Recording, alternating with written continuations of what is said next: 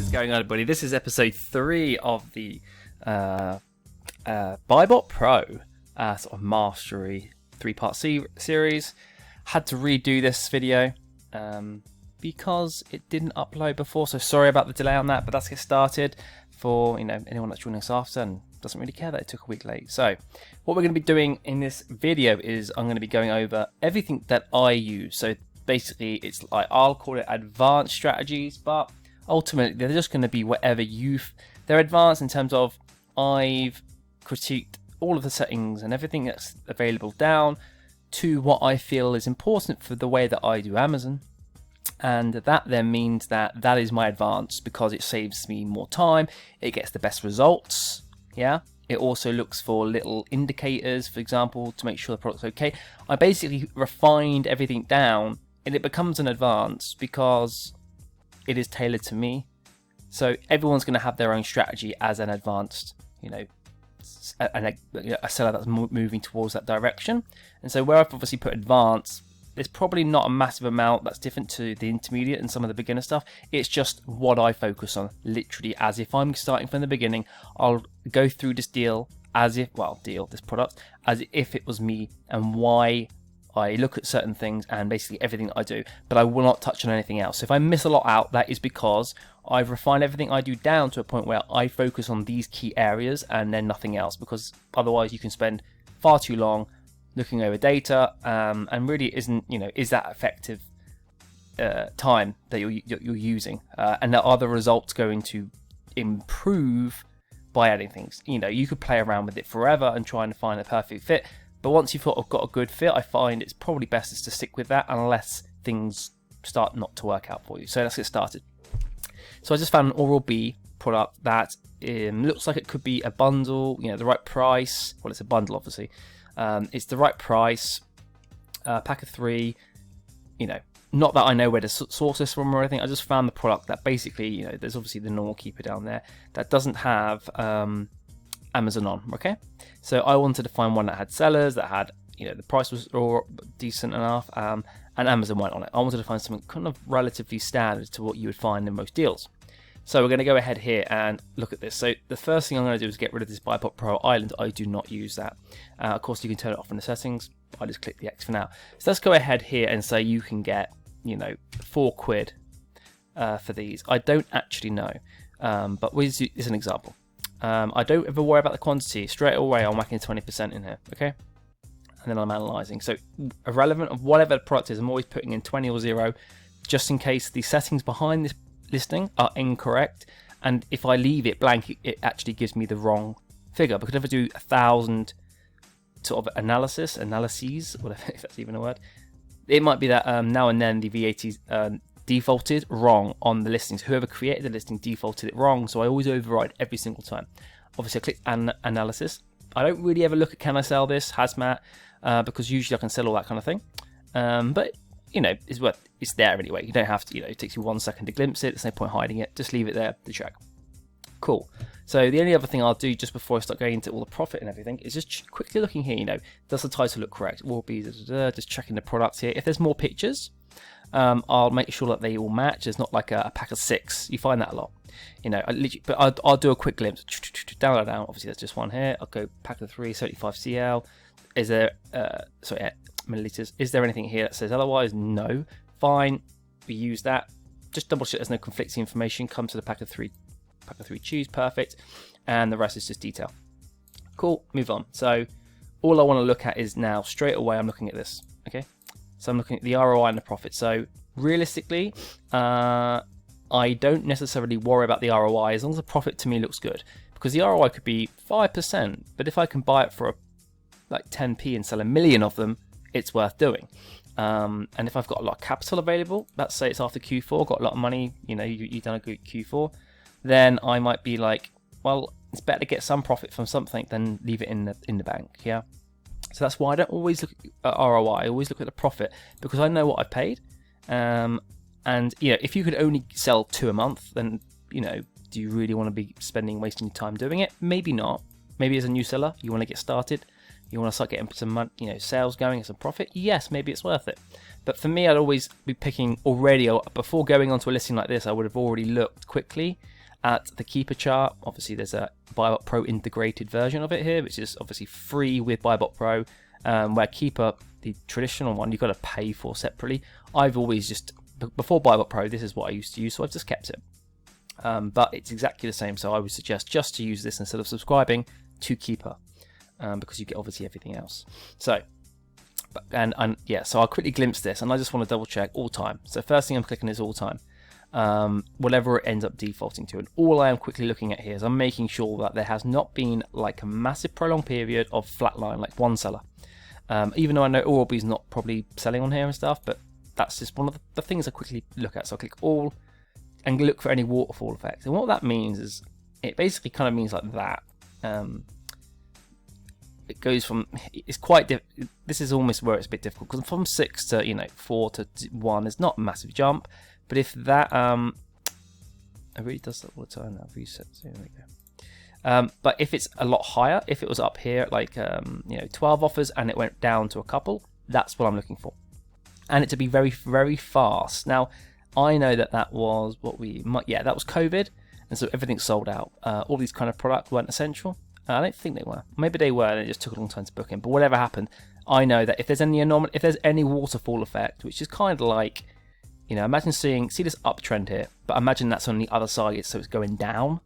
If I see that over 2 days, it go from 25 sellers to like 2. That's a little bit of a flag.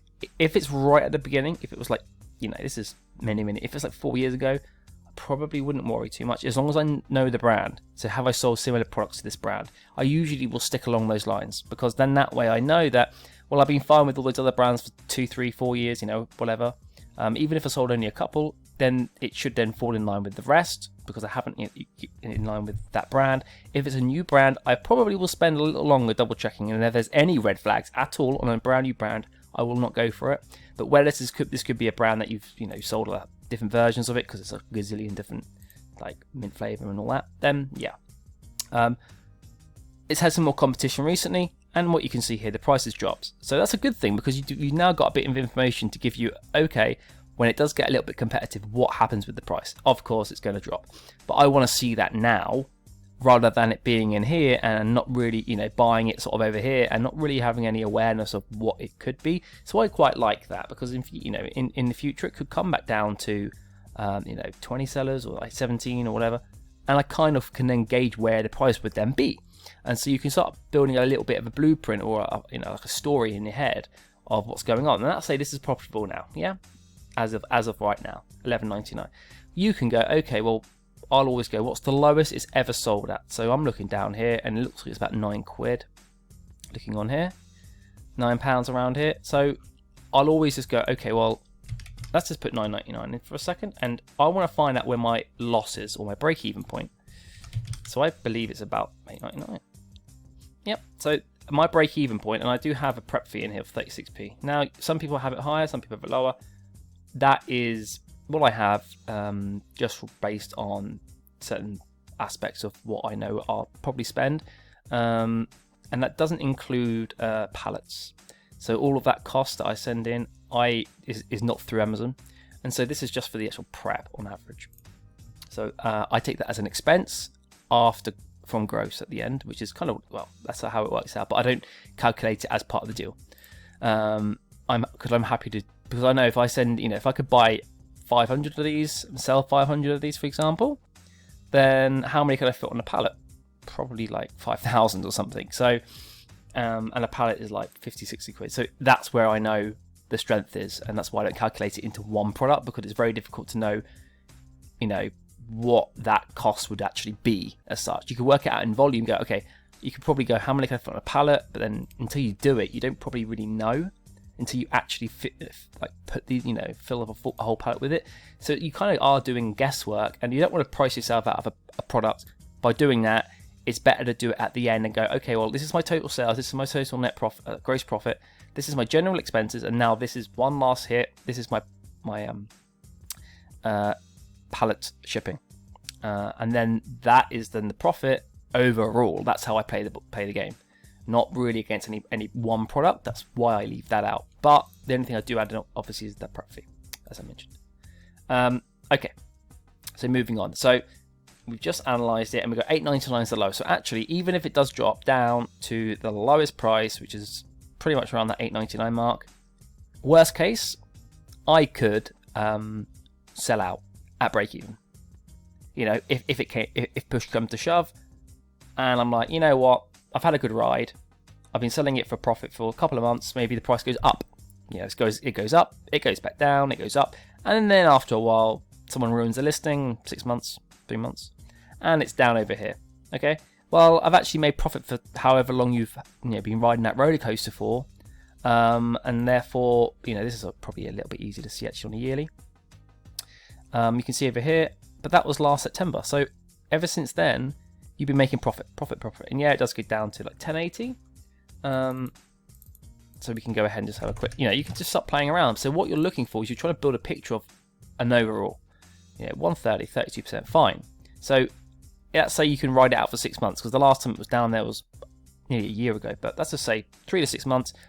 Then I would look at, okay, well, even if I've got to sell out 100 units, 100 batches of this, at break even, I've still gained X amount of profit with an average ROI of 42%. My top ROI at one point was 55. My lowest was, well, break even, but no, 80. Basically, you yo-yo it, but you look at it as a whole, because that's the way you should be looking at things.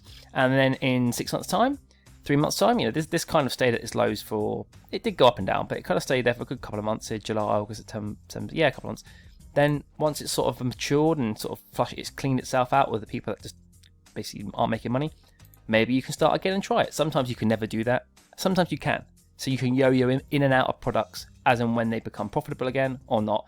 And I would then look at the total. So even if I'm selling it down at $9.99, that's fine, because even though it's selling at 9.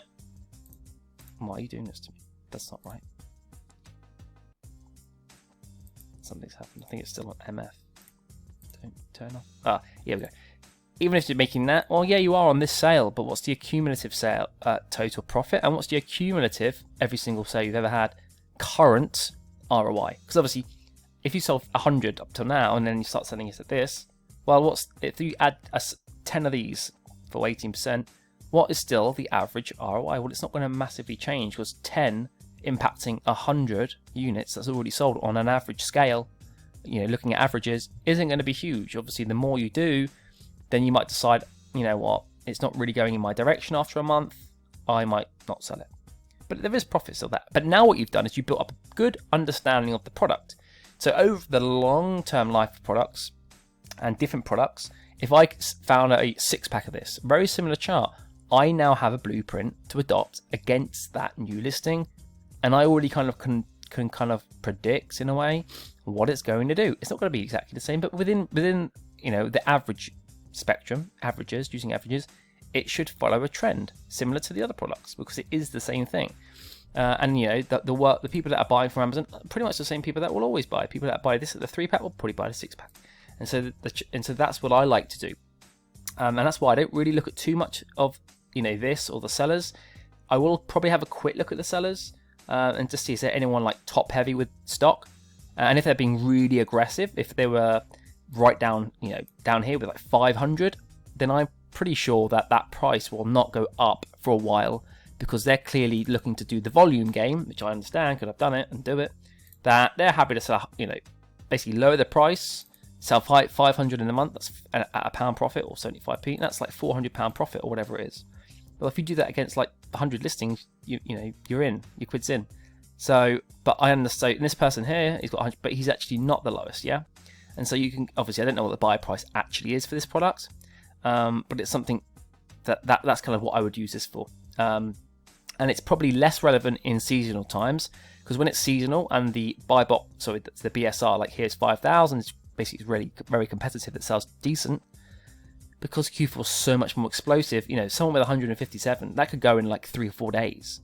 So the weight of stock levels is less important during increases in demand periods like Q4 or last year 2020 when COVID hit, and it's more relevant in this sort of day-to-day, sort of month-to-month period in the middle of the year, for example. And I do not usually use this estimated sales. I'll just have a quick flick, but I don't really pay attention to it because I find the best proof is actually in doing it. So you might think, well, if you don't know how many it's going to sell, how many do you buy? Well, I roughly know what a BSR 5000 is in whatever category we've got, health and personal care.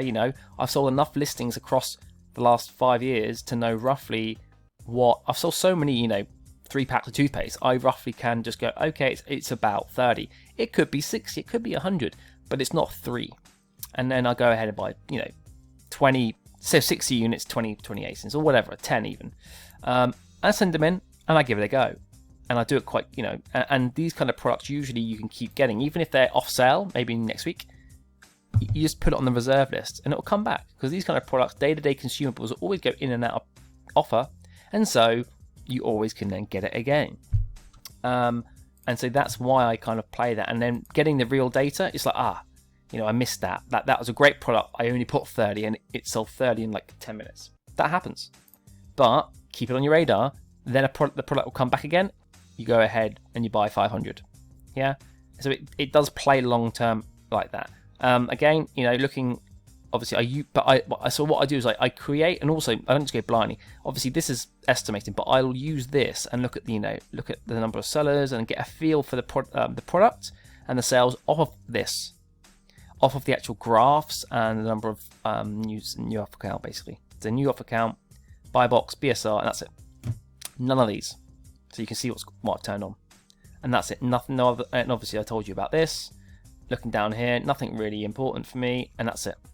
And the only other thing I will just do is I will click into the new, which I know it's not related to BuyBotPro, but I'll just finish the full picture for you, and I'll just quickly browse the sellers and just check, all will be on here. I know it's really simple, but I'll just quickly, look. And also what I'll do is go, oh look, I recognize these people, these sellers, and they sell very similar products to me. So, okay, I now know that they're probably, that's giving me another little verification tick mark to say, yeah, let's give this a go. Because if they're selling it, they clearly, know that it's a good product, or it has been, or whatever. And so that's more. And obviously, the more people on it, maybe not the best, because it's going to get quite competitive. But if you start picking up, sellers that you recognize, that been around for a long time, and that sometimes you even know them personally, that seller relates to that store, then you're like, well, he knows his stuff, and it gives you another verification check mark. And that is basically it. So obviously I talked around it, but if you're actually analyzing the deal, this is kind of what it would look like. £4, click the analyze, 20%, and go, well, obviously it's not that, but we can go. So let's just do it super quick so you can see what I'd be doing. Oh, it doesn't have to be perfect. 99, that. Yeah, we got that. Obviously I look at the no, could go to 9.99, but we're looking for long term.